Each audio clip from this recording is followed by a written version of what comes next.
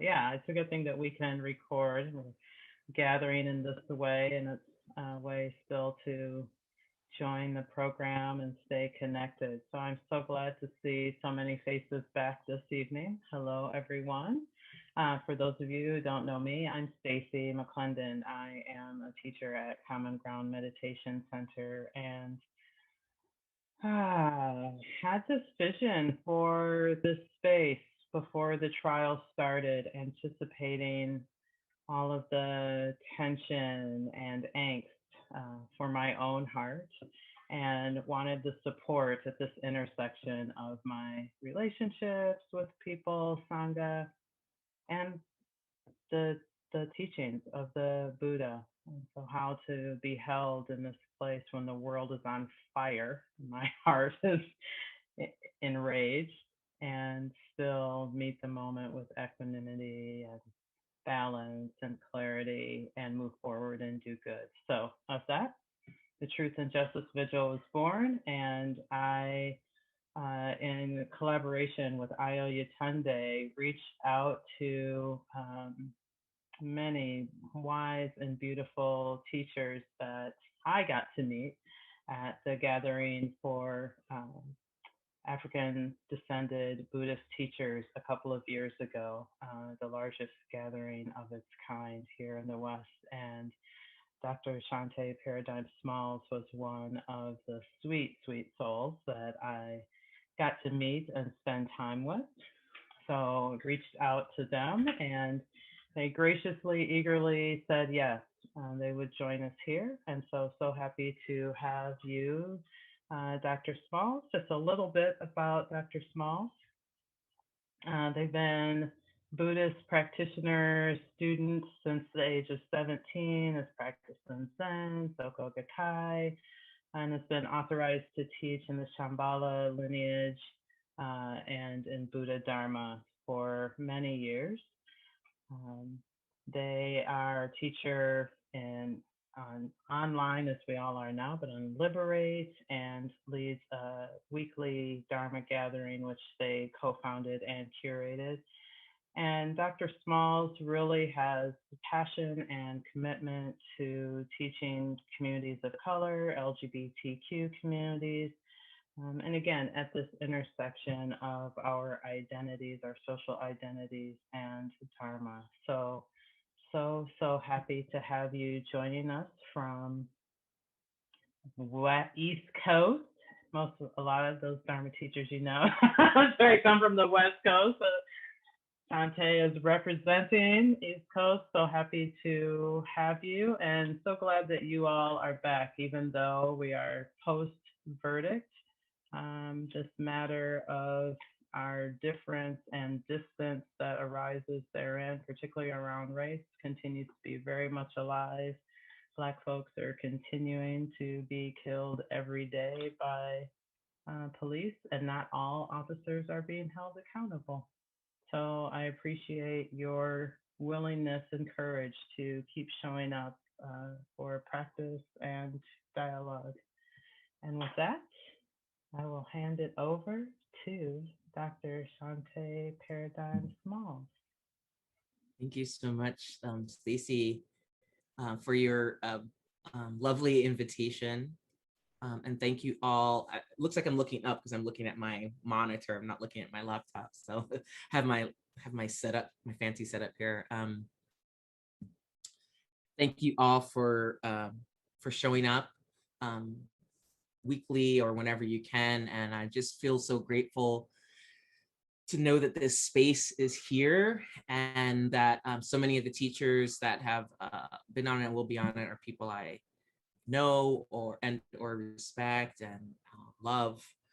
And I just want to just take a moment to thank my teachers, Lama Rod Owens and Lama Justin Van Bujos, for their guidance and their heart. And I am feeling very very inspired by the existence of emergent sanghas.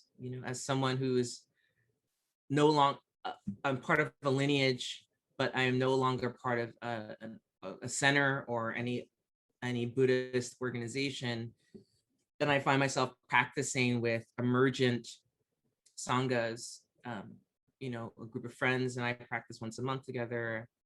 I teach and practice with weekly Dharma gathering, and teach and practice with my teachers, their sangha, Bhumi Sparsha, and whoever else. And now with Common Ground Meditation Center. So I feel really grateful for these continued lessons around emergence and around community of practitioners and around community in general, and learning more and more what that's about. So tonight, if you would allow me, I'd like to offer you a practice that I have found very helpful.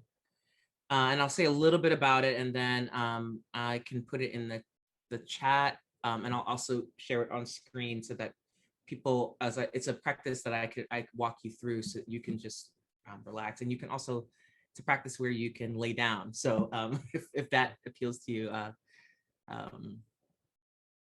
So this practice comes from, so I'm a Vajrayana Buddhist, a Tantric Buddhist. I'm in that lineage coming from the Indo-Himalayan tradition, and then the Tibetan diaspora. And so these teachings, particular teachings, come from a cycle of teachings that the Buddha gave to the historical Buddha gave to a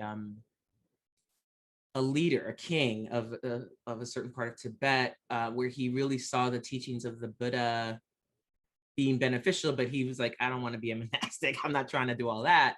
I want to be able to benefit my people and lead. And so these come from a cycle of teachings called the Kala Chakra, from sort of in the Buddhist lineage, and then they also merge with the Bun and sort of more secular, although the indigenous religion, as well as secular teachings that come through the Tibetan Bun religion, and then the Shambhala teachings, which also come from the Kala Chakra, which are teachings on like secular teachings that are about leadership and about community and about a container for a Buddhist practice. And so this practice its official name is called Ground Lungta. And so Lungta is a word that relates to, it's the translation in English would be wind horse. But Lungta is like it sounds, it's Lungta. So it's about wind, it's about energy, like the lung. It's about our wind channel. And there are two ways that in this particular practice, there are a lot of Lungta, a lot of wind horse practices. This particular practice either can be done to kind of rouse your energy when you're feeling kind of physically or mentally or emotionally, though not clinically, kind of more depressed, more on the depressive side, or it can be to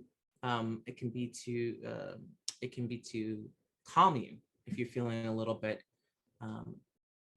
feeling anxious energy.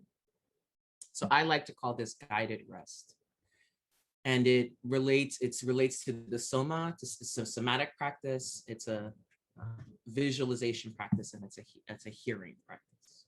So I'm gonna put it in the chat, and then I'll also share my screen.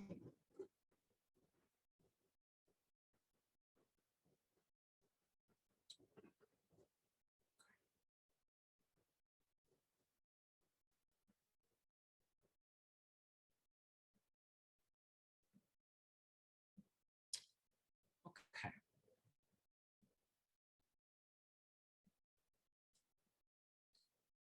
So I'm going to invite you to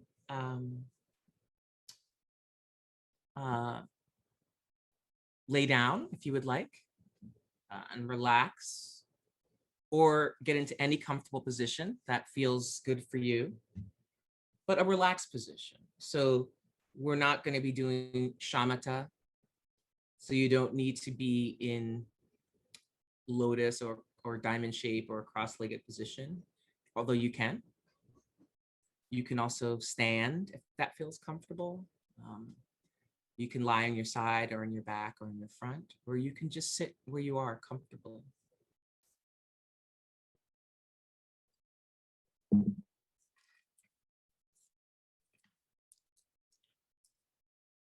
So first, just coming into a relationship with the earth. I'm zooming in from Canarsie, Manse, Lenape, Hoking territory, also known as Brooklyn, New York.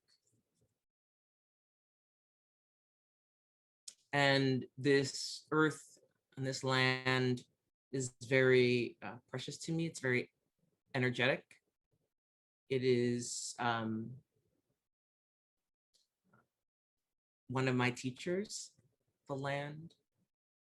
And it is filled with both incredible sorrow, and violence, and incredible love and energy and creativity, both in the contemporary sense and historically.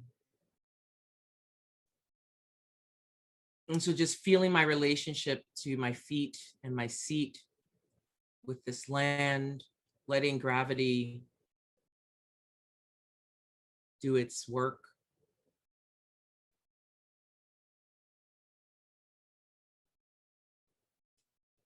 Feeling into the back of my body as well. Sometimes we forget about the back of our body. Starting with my heels and just working my awareness through my shins, the backs of my knees, the backs of my legs and thighs, the buttocks, the lower back, and all of the organs, the middle back, the ribs, lungs, the upper back, the backs of my arms, back of my neck, back of my head, the back of my ears, the top of my head, and then feeling the front part of my body.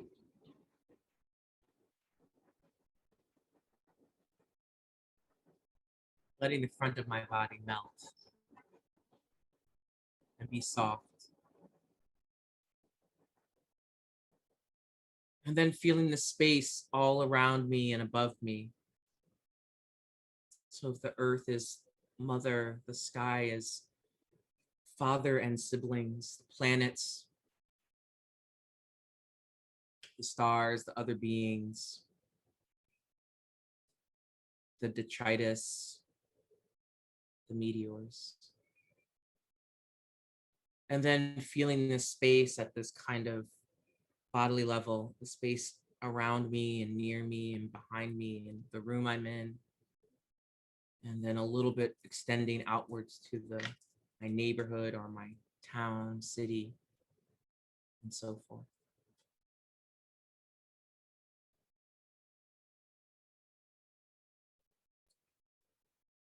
Begin the practice. Lay down, relax. You can close your eyes or have them be soft, however you want. We're going to focus on 4 areas of the body. Bringing my awareness and my attention to my feet. Feeling the whole foot, heel, sole, toe, tops and side of the feet, the ankle, and really all the way, the shins and the calves, all the way to right below the knee. This part of the body is related to the tiger. And the tiger who lives particularly in the jungle,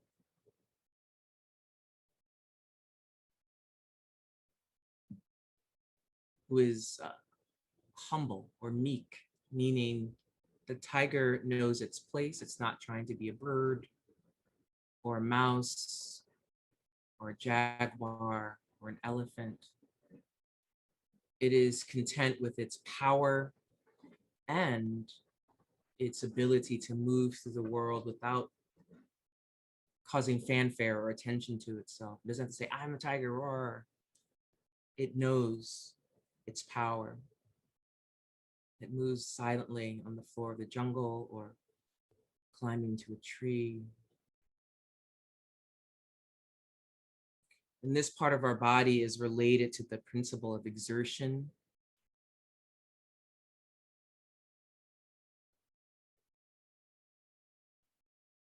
The paramita of exertion. And of course, moving forward with a kind of diligence and gentle consistency.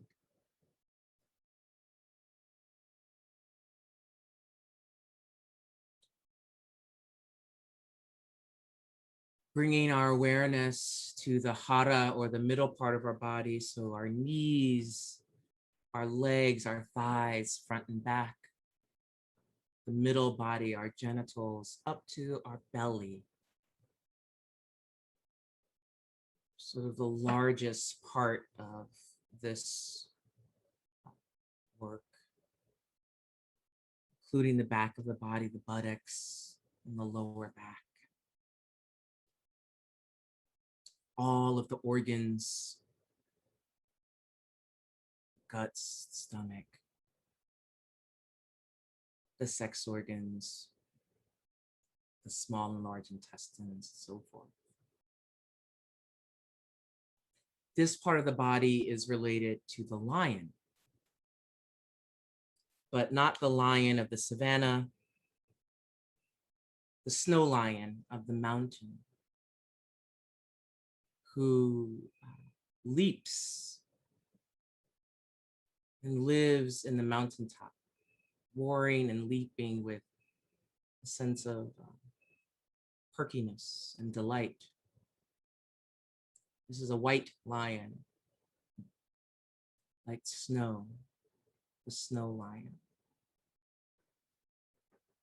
And this part of the body is related to fire, but like white hot fire, white blue fire, discipline, but also delight, creativity, connection, connecting energy, and compassion that's directed and connected toward other people and other beings. So compassion in the sense of co-experiencing, co-suffering, going through together, experiencing together,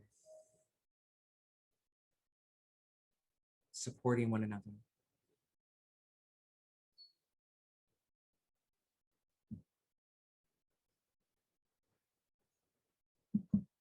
Now we move our awareness and attention to our chest and arms. So feeling that energy through our chest, our back, our biceps, our elbows, crease of our elbows, our wrists, our forearms, our fingers, our palms. This part of the body is related to a fantastical animal called the Garuda. The Garuda is like a combination of eagle,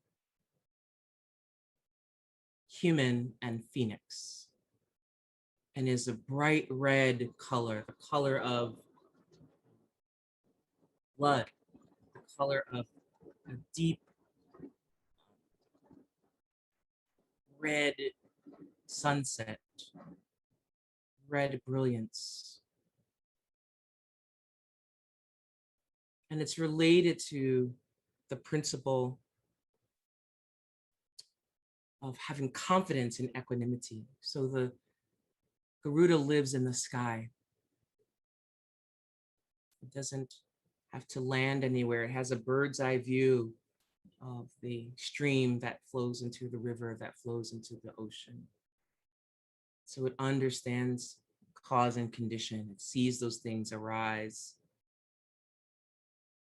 abide, and then dissolve. So it has confidence in that process of equanimity, not having a preference for this or that, but rather being able to work with all of it. The Garuda is also related to embracing what's happening.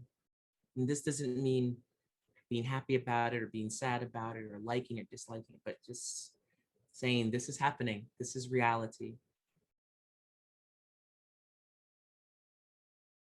And that energy that's in our chest and our arms, in the back of our body, in our fingertips, attracts helpful beings, ancestors, helpful teachers, helpful friends, helpful communities that aid us in building the world that we want to see. So we call that Drala in Tibetan, or it literally translates as above the enemy or higher one.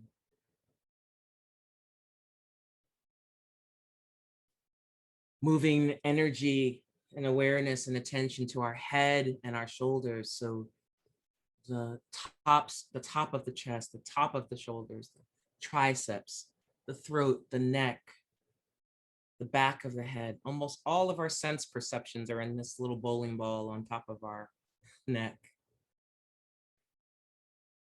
Right? Hearing, taste, smell, sight. Touch is located throughout the entire body.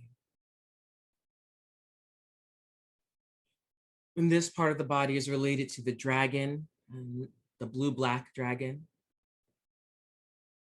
And not really the dragon of the West that needs to be slayed, but really the dragon of the East, and the dragon really of the universe that is lives nowhere and appears wherever it is needed, because it's related to the quality of prajna, of universal deep insight, of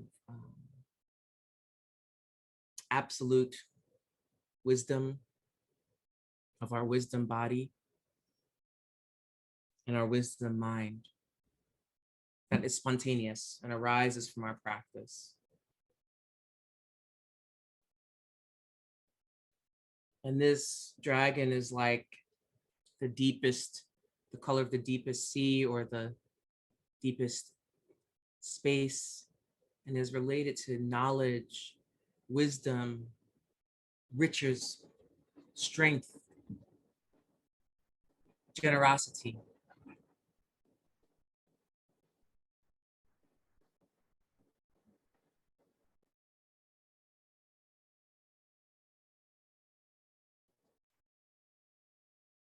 And as we're feeling into our body, I'm just going to say a little mantra. Within my body, I have this incredible confidence, contentment, which is located at the feet and legs.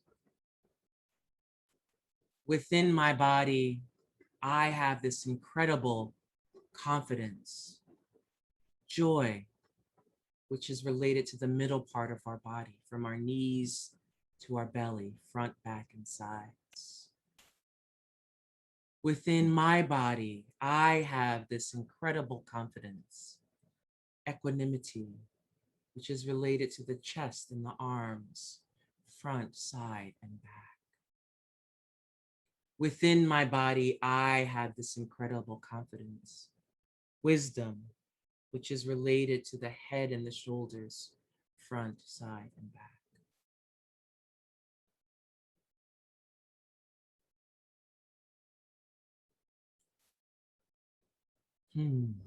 And now we'll go to if you'd like, you can just continue to rest and listen, or you can say with me these seed syllables, ki and so. Ki and so are related to absolute confidence. And in the tantric not just the tantric tradition, in Buddhism in general, there are these words that are seed syllables. So you may know the word om or hum or ah. And those seed syllables are contain the deepest wisdom of the Dharma. And they are usually also related to particular figures or energy. Om, for instance, is said to be the seed syllable of humanity. So ki and so are seed syllables from the Tibetan language that are related with ki is absolute, our absolute wisdom, and so is our relative wisdom, how we work with that. So focusing on the areas again, feet and legs, ki, middle body, so, chest and arms, ki, head and shoulders, so. Do it again 2 more times. Feet and legs, ki, middle body, so. Chest and arms, ki, head and shoulders, so. Feet and legs, ki, middle body, so. Chest and arms, ki, head and shoulders, so.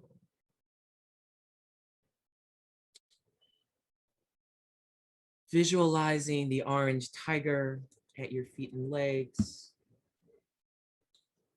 the white snow lion in your middle body, the red Garuda in your chest and arms, the blue dragon in your head and shoulders.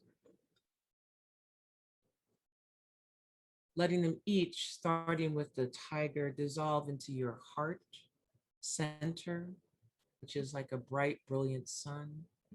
So first the tiger, the confidence of the tiger, meekness, and humility and contentment dissolves into your heart. Then the snow lion, the white lion, joy, the red Garuda, equanimity dissolving into your heart. And then the blue dragon, prajna, wisdom, and feeling that light and those qualities radiate throughout your entire being, illuminating every corner of your body, from your head to your feet, from your front to your back, and letting that light radiate out into space as far as it will go, touching and healing all those beings it impacts.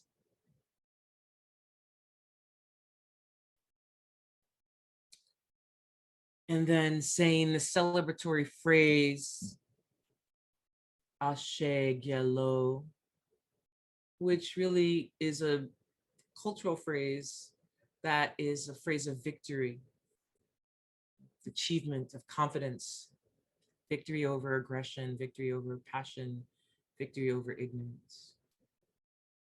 Kiki, so, ashe, la, gyalo.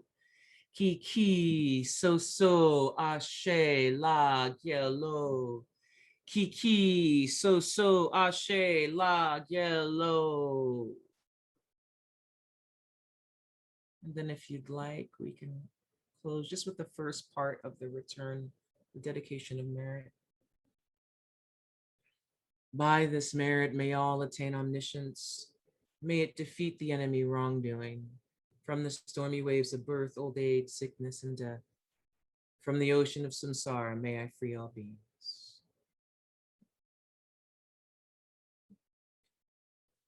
And then just start to become aware of where you are, your room or your environment. Slowly coming back to the moment and more conscious awareness of you and your environment, as slow as you need to take it.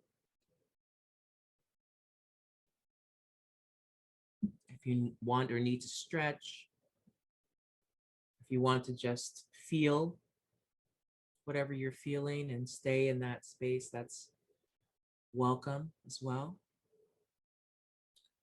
I'm also going to put in the chat the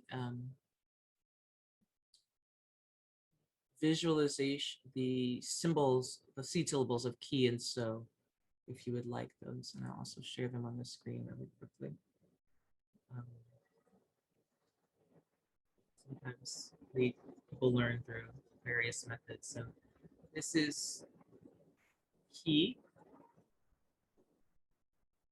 this is so. So this is absolute, our absolute wisdom and our absolute kind of confidence. And you could say this absolute bodhicitta, you could say, and this is relative. So ki and so.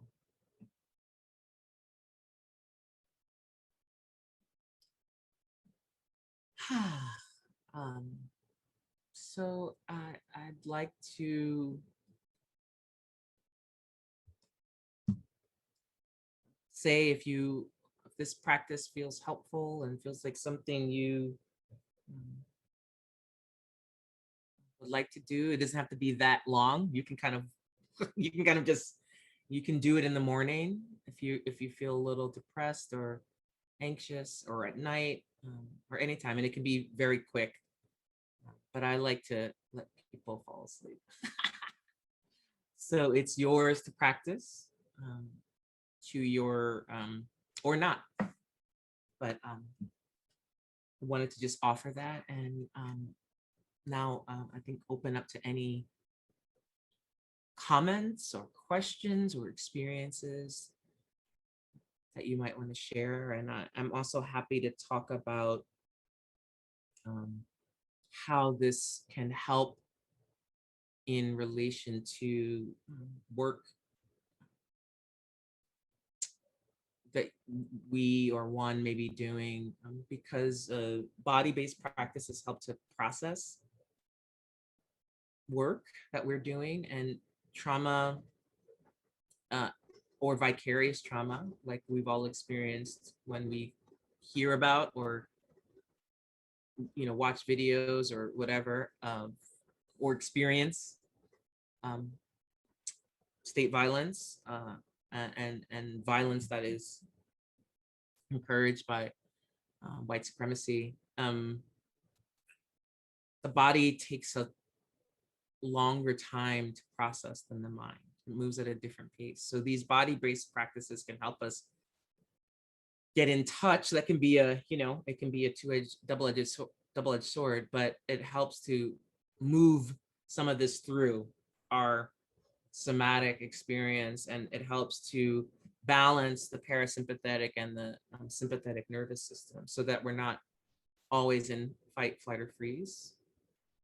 And it also helps to, when it's actually a great practice when you're experiencing rage, because it's like, oh yeah, I'm feeling rage, and I'm also this rage is wisdom arising. I just don't exactly know how to use it, right, or relate to it.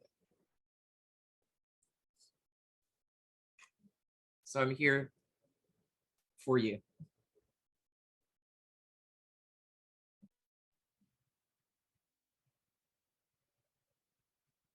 Shanté, I wonder if you would be willing to say more about rage or anger as wisdom arising. And it seems that it takes quite a bit of awareness and skill in that moment. And when the heart is aflame, it can be difficult to have some present moment awareness and use that energy skillfully. I wonder if you can say a bit more about how one might use this practice to get a grip. Yeah.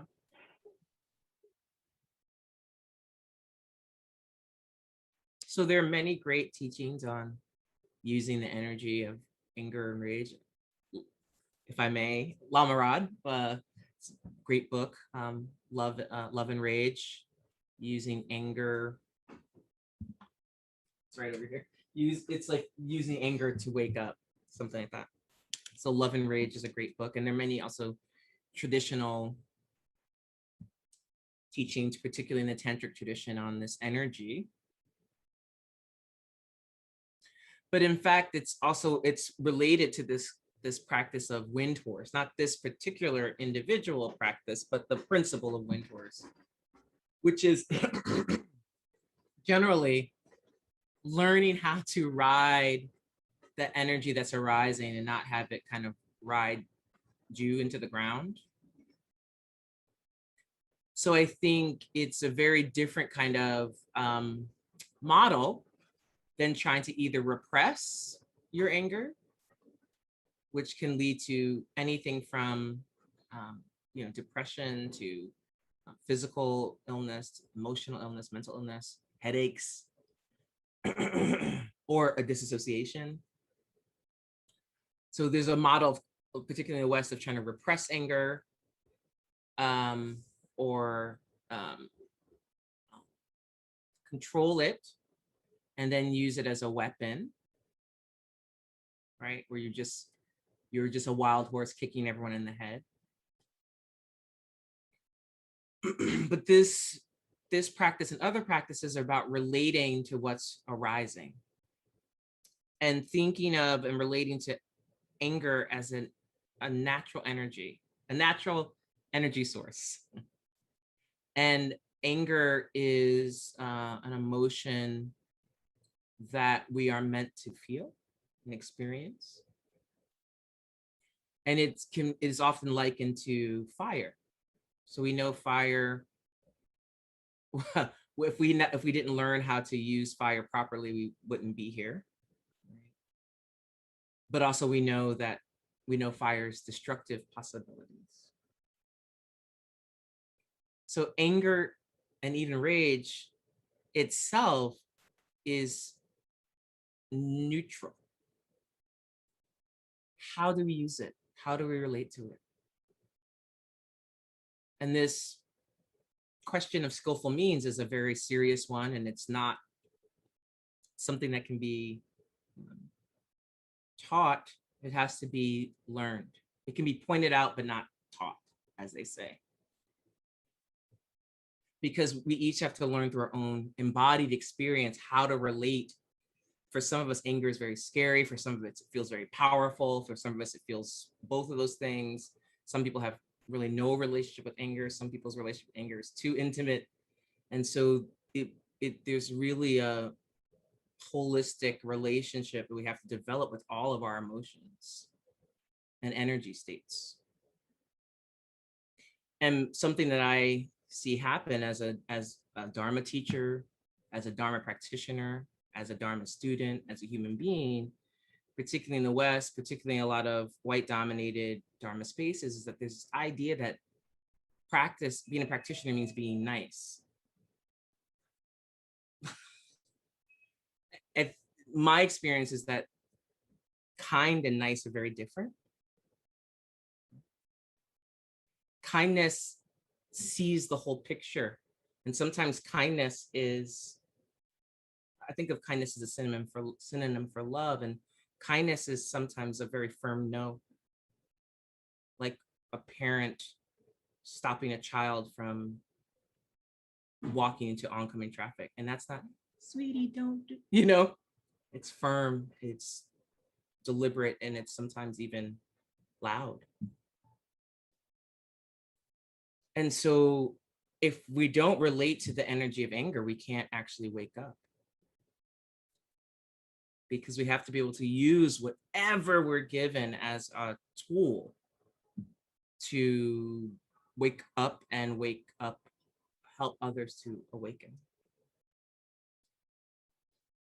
So we can do that in shamatha practice. We're in our sitting practice and we feel the energy of anger coming up, and instead of trying to like let bliss in or whatever, I don't know, whatever people do, let in with calm, out with bad. It's like there's our wisdom arising. Ooh. And so we feel that, and maybe we feel it to our edge, right? We don't like it because we have an idea of ourselves, or we like it too much.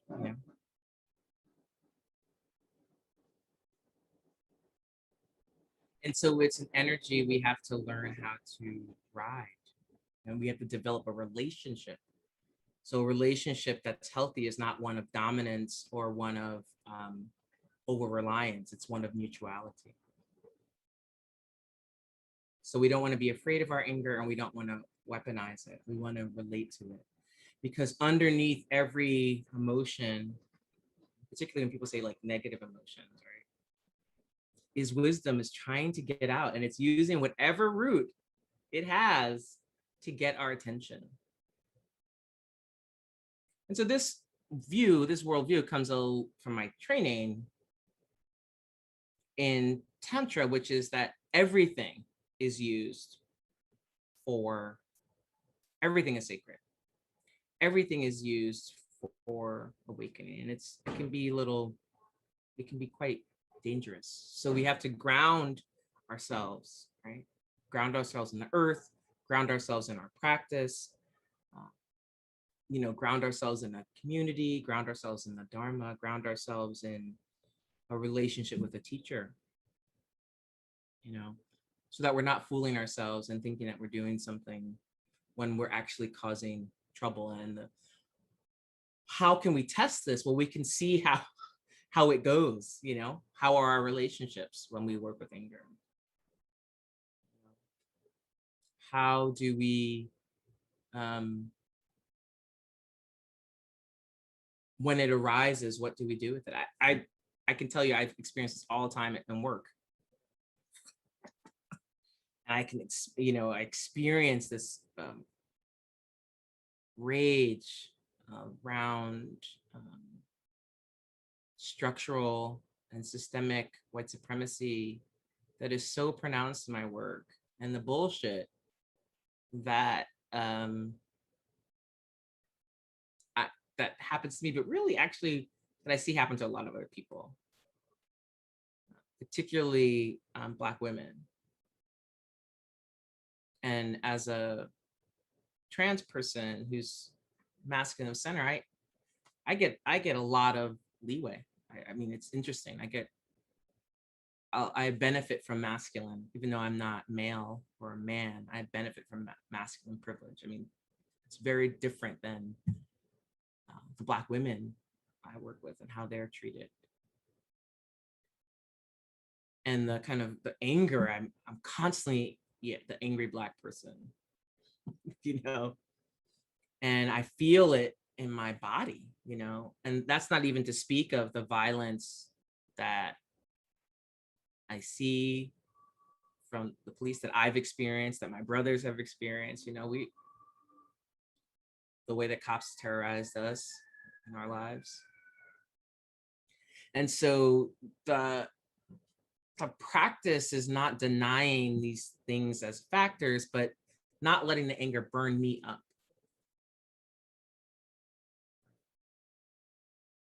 But letting it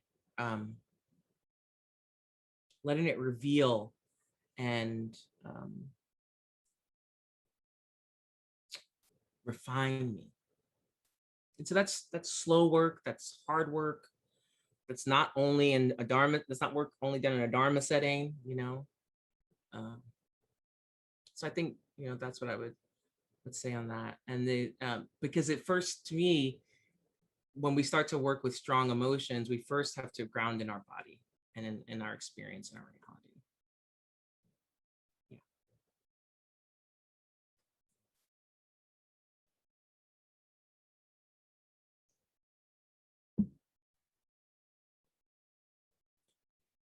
If you feel shy about asking a question on camera, you are welcome to write one in the chat as well. Yes, hi. Such a great question. Thank you. And thank you for sharing your experience. So I think, you said kind of two things that I think contains like the sort of the antidote, which is one is like when the feeling of anger arises and it brings you to the past, right? Your upbringing, or it brings you to the future, like how to win an argument.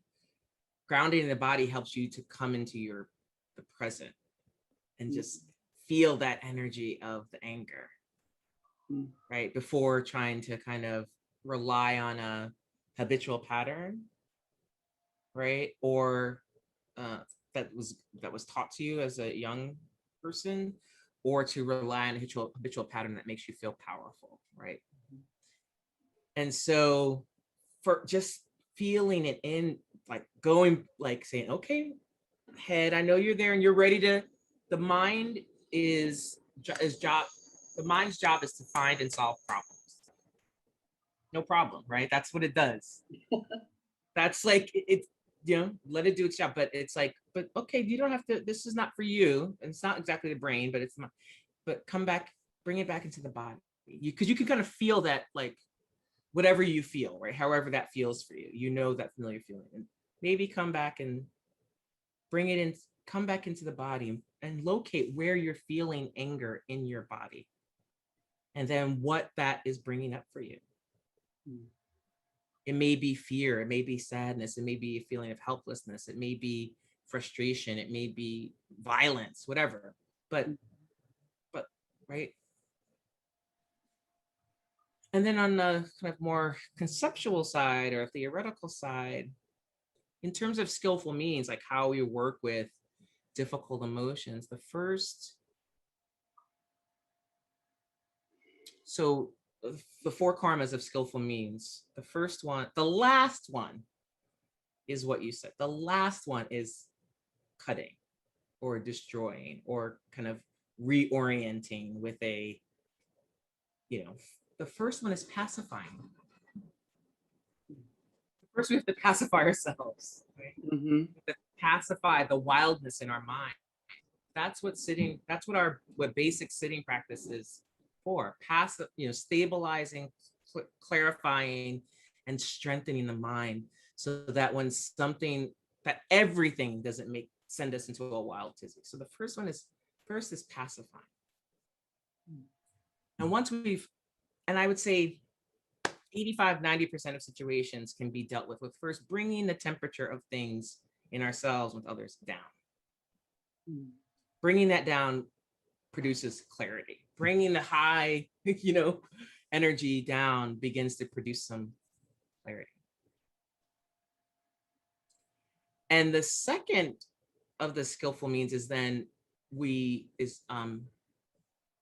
enriching. What can we bring to a situation? How is our particular skill set can be used? So it's like that sharp prajna mind of yours, it always has a neurotic quality and a wisdom quality. So beginning to cultivate the wisdom quality rather than the neurotic quality. And so that sharp prajna mind, the diamond-like mind, is the one that can see, right, very deeply, and also can see lots of different facets. So we don't have to go for the easy answer. We can let it simmer, right? We can turn down the boiler and let the fire simmer, right? Cook that, make that beautiful, yummy reduction, right? By not boiling, but letting it simmer, right? So we enrich. The third principle of working with skillful means is then magnetizing. Then we draw people to us through that process. We've pacified, we've enriched the situation, and then we start to magnetize. So a lot of times magnetic people, you know, use their powers for evil, you know what I mean? But we can use that magnetizing quality, you know, when you experience like a really good, you know, Dharma teacher or something, or a really good singer and actor, and they're right there with you, you know, and it's not oppressive, but it's a kind of drawing in that makes you feel both held, uplifted, and inspired. So this, that quality. And then sometimes we have to use the fourth, you know, which is represented by the four arms of Mahakala, and in this fourth arm he has this sword. And then sometimes we actually need to, you know, cut or destroy. So we need to destroy the system of white supremacy. We need to destroy patriarchy. We need to destroy, homophobia. We need to destroy classism. Those systems need to be destroyed, but not just blown up and then something else just as bad takes its place, but skillfully destroyed. Right? Mhm. And so that dissolved is the way I've been thinking about. We need to dissolve those systems, right? So the abolition movement that is in this country is not just abolition of enslavement, qua enslavement, but it's afterlife, which we're still dealing with, you know, through jails, policing, you know. Yeah. So how do we dissolve these systems? So first we've got to do all that. We got to pacify, enrich, and magnetize to be able to destroy. You know, so it's, I think it's those two things, like don't leave your body, feel, and then really make like the prajna wisdom is trying to arise, because you have some solutions to offer, but it's not the snap judgment, you know, because that's very short-sighted. I'm going to win an argument. It's more like, it's more expansive and it includes more people. Yeah, so it's sort of like, it's like a cycle. So it's like a phenomena arises. It can be a thought, that can be an emotion, that could be an action, right? So something arises in space. And it arises from wherever, it abides, and then it dissolves. But when it arises and when it abides, when it dissolves, all kinds of things can then happen, right? In our relationship to that, depending on if we like it or not. And so we can get, let's say a thought arises and it's very seductive. You know, a thought arises in our meditation. We're like, ooh, okay, wow. And then we're like chasing that thought, right? But it's just a phenomenon. We've had a zillion of those happen. And so when we have a relationship where we're like participating in our lives, but we're not making conditions, right? So it's not that equanimity doesn't mean I don't care, you know, oh, I'm free of nothing, nothing bothers me. I get hit in the head with a hammer, whatever, you know, someone else gets hit in the hammer, whatever, you know, hit the head with a hammer. It's that we don't say life's not fair, dang it, okay, I'm not going to participate in life. It's we feel that pain. And we orient ourselves even more deeply to the causes and conditions that cause that to arise. And we want to heal the causes and conditions, right? So I'll say it this way. This is why it's tricky to talk about, you know, reform, because let's say if the judicial system or the policing system, because it has to get at the root causes. And the root cause, you know, how do you reform the slave patrol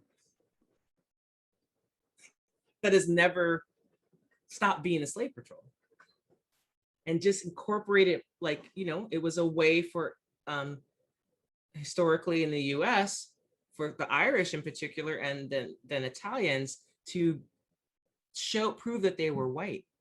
It was the induction, it was one of the jobs that Irish men and later Italian men could hold, that would guarantee them also, along with fighting in the during the Civil War in the Union Army, access to whiteness.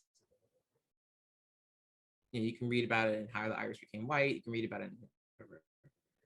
So it was already a ploy, because the Irish and the Italians were considered, when they came to the US, they weren't considered white. They were considered not exactly Black, but more closer to Black. And they had to degrade others in order to, as admission into whiteness, right? So that hasn't gone away. And so in Buddhism, in mindfulness, in awareness, we try to deal with getting to the root of things in order to liberate. So it's a very anti-American kind of, we're like, cut it off, slap a Band-Aid on that gaping wound. Holistic, no, I don't, that's woo-woo, right?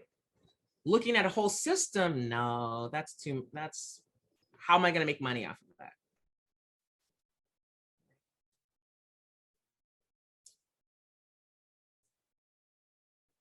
So the space is there. We just begin to experience it differently, right? So maybe when you first start, at least my experience wasn't it, when I first started meditating, it was like, I never experienced a gap. It felt like all of my thoughts and emotions and physical sensations were just, and then I noticed, oh, this is teeny tiny little, and I kind of slid into that gap. And now I experience that space. It's the same space that was always there. I experience it differently. I experience space. So I never thought, my mind felt so wild. And now I experience the space. The space was not created. It was always there. But my experience was that I was oriented toward the thoughts, toward the phenomenon. So if you think about it as a dot in space, we're obsessed with the dot. we're obsessed with the dot. And forget the space is wisdom. Right? Space is, you have to have space for wisdom to arise. So if there's no space, then it's just, everything just gets jammed up and, right? So the arising is like the action, but the space around it is what helps us to orient, how am I going to relate to this dot? And dots are always arising. The train is going by, y'all are here, we're here, the lights, camera, action, my dog is snoring, the fan is, all kinds of things, birds, everything is happening. And so we hold our space in that. And sometimes then, once we are, have the clarity, stability, and strength, then we can begin to act from that place. And act with, wisdom. And sometimes we need to use our anger as a sword. And sometimes we need to use it to warm someone up. Sometimes we need to use it to defrost. You know what I'm saying? Sometimes we use these to cook. It's not, we don't know all the answers, but we begin to develop and cultivate that prajna quality of our mind so that we can begin to, and then we connect with others and we begin to use our collective prajna. We start waking up together and we start, we build things like this that Stacy and Ayo have built, and that you and me and many other people now benefit from. That's prajna arising. That's not saying, ugh, we can't do anything. It's like juicy. And so the space isn't spaciness, it's possibility. It's like when you walk into a new home that was created out of space. And then you walk into it and you imagine how you're going to orient furniture and in the space, right? So, but the space has to be there first, right? So then, and then we begin to relate to that rather than only relating to the things that are arising in our mind and in our world. That's what I would say.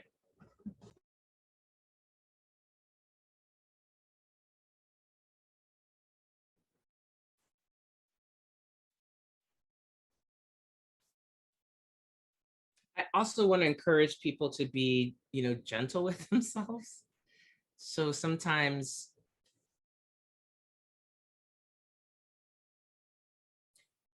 we're dealing with very deep, long global systems. And I kind of just say to myself, oh, right, this won't be resolved in my lifetime, but I want to build on what I inherited, the work that many, many people have done that sometimes gets erased, but that we can rediscover and build on those abolition principles and wisdom traditions, and remember that the world wasn't always like this, right? And that imagining both in the past and in the future, that the present can actually be radically different. And that we begin to push back on the way that, let's say, media and governments try to manipulate us into staying asleep, or they threaten us, with violence. But so, like, really imagining the work that I'm doing as being that something someone 100 years from now is going to benefit from as well, like seeing it like that. And that there's change that's been happening, and that I get to be a part of. And then, in this form, I dissolve and things continue. So I think to not, I was reminded a couple of months ago at work, and we do these, sometimes we do these circles, transformative justice circles. It's really hard to do these at work, and someone said, remember that speed is like the way they put it is speed is like a legacy of white supremacy, where everything has to get done now, right? But it's also, speed is part of aggression. Sometimes we need speed and sometimes we don't, so if we're always on speed, if we're always in karma energy, it's just too aggressive.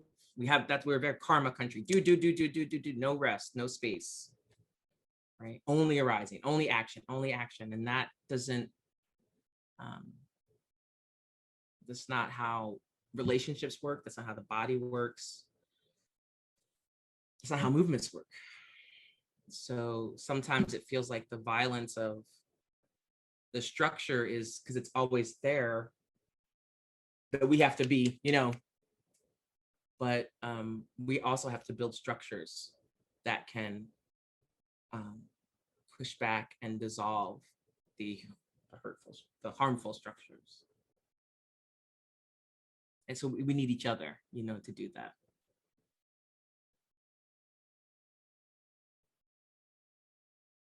So Tonglen is a very interesting practice because a lot of people like Tonglen. I'm like, that's a real serious practice.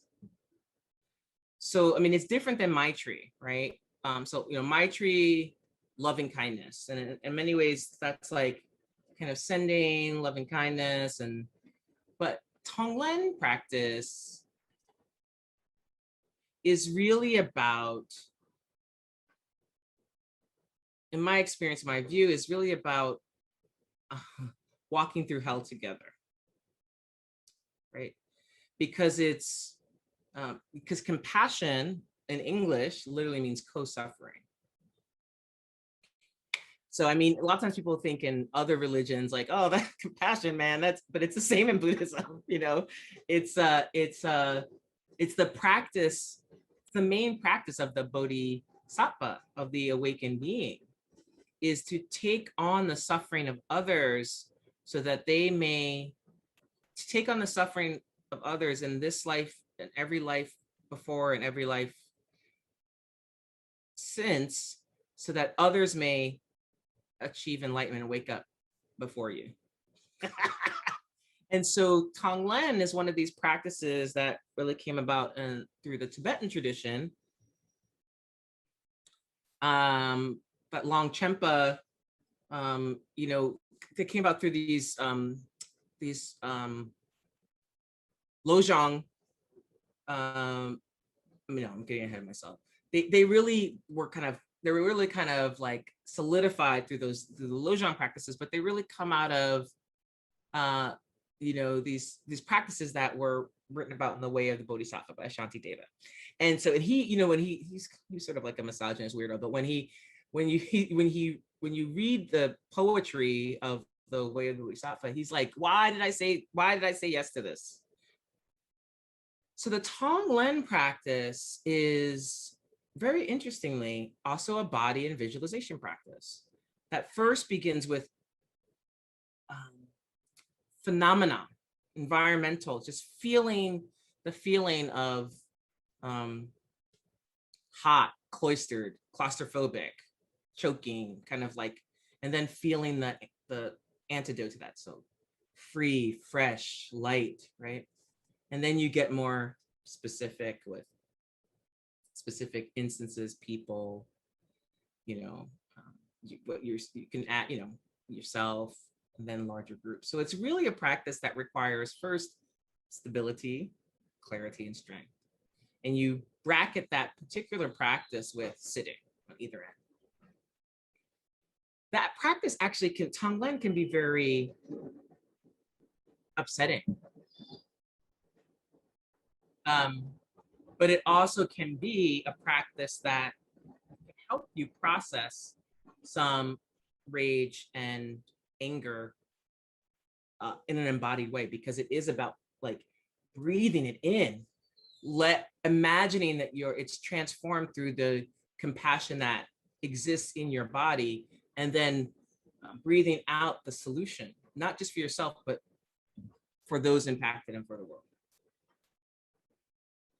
So that practice is very powerful in healing, but it also takes a lot from the practitioner. But it is a good way to work with rage. That's a very good practice. And anger. It's not always rejuvenating, but it is it can transform your relationship to those confused feelings, or those feelings of anger, or feelings of, murderous, whatever. And I would always encourage people, when you do Tonglen, to sit a little bit before and sit a little bit after, because it's you're sending and taking, you're giving of yourself, and you're using your body, your energetic body, your physical body, to transform suffering. So it's not always a restful practice. But other practices for rest and rejuvenation that I would encourage people to do: walking meditation.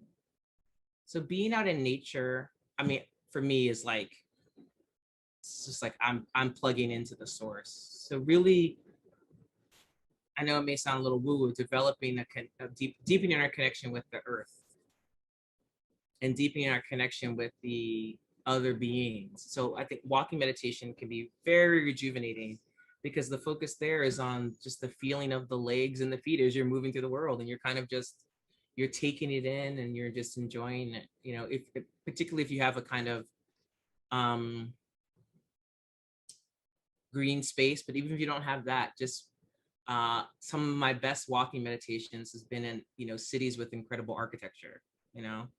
So just so that can be very rejuvenating. Other rejuvenating practices can just be, touching in with like your Dharma siblings, just having a nice conversation, a Zoom cup of tea if you can't be in person, but just maybe just having a cup of tea together. I like to just incorporate things into my practice that are part of my just lineage. So I listen to a lot of music. Sometimes that is my practice. I listen to gospel music. I listen to R&B, I listen to hip hop, and that gets me, those are my preliminary practices. So whatever you find, I find cooking to be very rejuvenating, and taking care of my plants and my dog. So, talking to my plants, watering them, cleaning them. I'm like, why do plants get dusty inside? Anyway, so, doing these things that are actually employ my mindfulness quality, but aren't like sitting meditation. So in the morning, the first couple of hours of the day are really mine.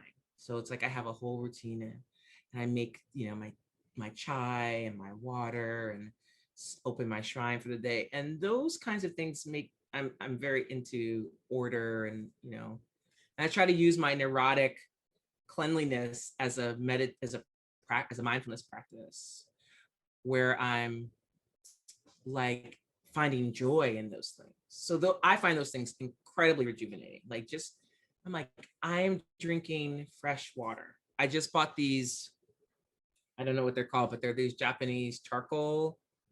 So I was like, British don't work, whatever. So, and I'm like, this water tastes amazing, and like just putting in my tap water. I'm like, glug, glug, glug, just the act of drinking water and looking out at the trees in the morning and listening to the birds and making my tea. And those things are rejuvenating. Yeah. So it doesn't have to be like a formal practice. It could just be finding joy in the things that bring you joy, So I am a serious hardcore lover of dogs. Not just my own dog, who I love, but I love every dog.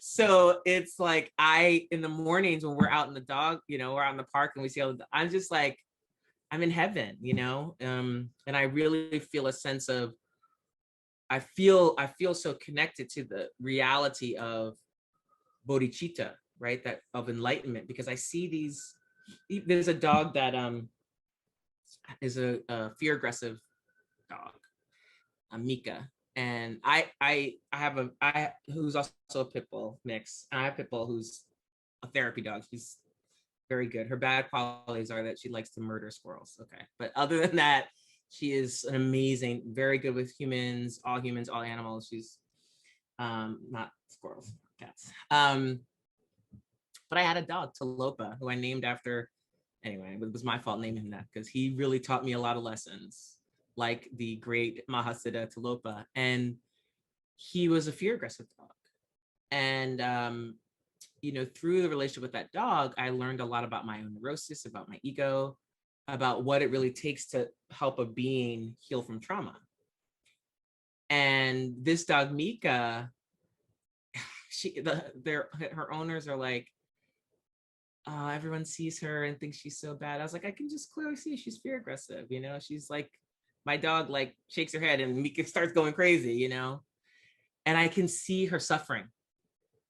She so desperately wants to play, but something her mind is telling her she's in danger at all times.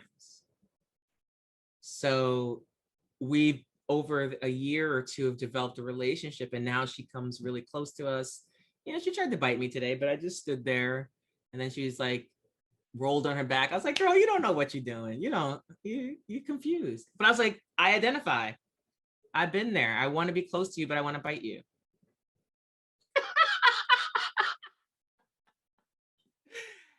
And so these things, just our simple everyday life, contains vast wisdom, vast lessons, so much joy, and finding joy in that simplicity, has really helped me. A cup of tea, it's really not just like some kind of stereotype. It's really true. Like a cup of tea or a glass of water or a well-made meal or a nicely made bed can really uplift our mood and transform, a bowl of popcorn and a funny movie can just transform our whole experience of what it means to show up and be a human being that's trying to alleviate suffering of all beings. There's absolutely time for formal practice, like totally. That's very, very important. But then what do we do in post meditation, meaning the rest of our lives? What do we do for the other majority, right? So I can remember times I was sitting, and then I'd go outside and get into an argument with a stranger. It's just like, okay. So then beginning to have a different relationship, and it just on its own begins to seep. And so sometimes I'm like, okay, I'm a little too loose. I need to do the practices my teacher told me. I just don't want to, do it because it's like an hour and a half every day. And I'm like, I don't want to do that. But I'm like, okay, and then it's, I'm seeing it blossom. But we don't want to be so strict that then we never practice, And so, for me, it's like when I have a sense of I can practice anywhere, then my formal meditation seat becomes very, very attractive. And then I'm drawn to it. I want to sit. I long to sit, rather than it being something I'm, that's compulsory. So yeah, just do what works, And I thank you, everyone, because your practice and your showing up inspires me. Common Ground is such an amazing place. And where'd you go?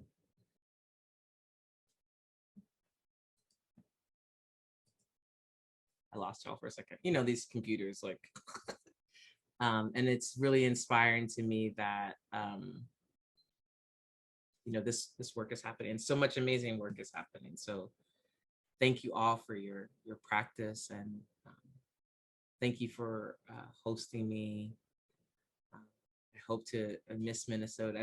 I love Minneapolis, and I haven't had a chance to go to the Prince Museum yet. I was in Minneapolis when it opened, but I didn't get a chance to go. So I'll be there someday, because Prince is my man. And I know y'all are holding a lot of pain in the heart of this country, and of course we know it's not just George Floyd, but so many incidents have happened in Ohio and Minnesota. Ooh, that whole region, Ohio, Minnesota, Indiana. There's so much. I mean, but there's just a lot of pain emanating from that heart center, and so I just thank Common Ground for being a place where people can bring their open, broken hearts and practice together and heal and do this work. So I'm hoping y'all get to open up safely at some point, and but of course continue on Zoom, which is the safest. So thank you all for being here. Thank you so much, Shanté, for joining us and really being a light. You bring great wisdom and laughter, and if laughter isn't part of the Dharma, then we should reconsider. So I appreciate that, and may all of the good that arose in our hearts from the wisdom, may that transform our hearts to meet suffering with great compassion and care. And may this practice radiate outwards and touch the lives and hearts of those that are close to us, as well as those far away, until all beings know the source of happiness and peace. May it be so. And just a quick word to remind everyone that there is this great opportunity to support our guest teacher, Dr. Smalls. I like it. It just sounds good, so I'm just going to say it. Dr. Smalls, by offering what you are moved and able to offer, Donna. Common Ground operates entirely on the generosity of people just like you. And if you are interested, able, willing to support the livelihood of Dr. Smalls for their great wisdom and care, then you can visit the Common Ground Meditation Center website. There's a link in the chat, and you can look for the Truth and Justice Vigil and find Dr. Small's name there, and the Dana will go directly. 2/3 of the Dana offered will go directly to Dr. Small's. Common Ground will retain 1/3 for operations for the center, which will slowly be opening its doors this summer in small ways. I also put my link tree in if you want to, I have some podcasts and free podcasts and some YouTube videos, and follow me on socials if you're into that kind of thing. All right. Thank you so much, everyone. So good to be here with you. We're back again next Tuesday, and we'll be here. Originally, we said for the duration. I think we imagined the trials having some definitive end, and there will be. It's just not this year. So we'll for sure be here through the summer. And next week, Miyoko Kane Barrett will be joining us back again. So hopefully, yeah. Yay! Oh, wow. Yeah. So hopefully she'll lead us in some more chanting, and yeah. Great. So keep coming back. So good to be with you all. Good night. Thank you.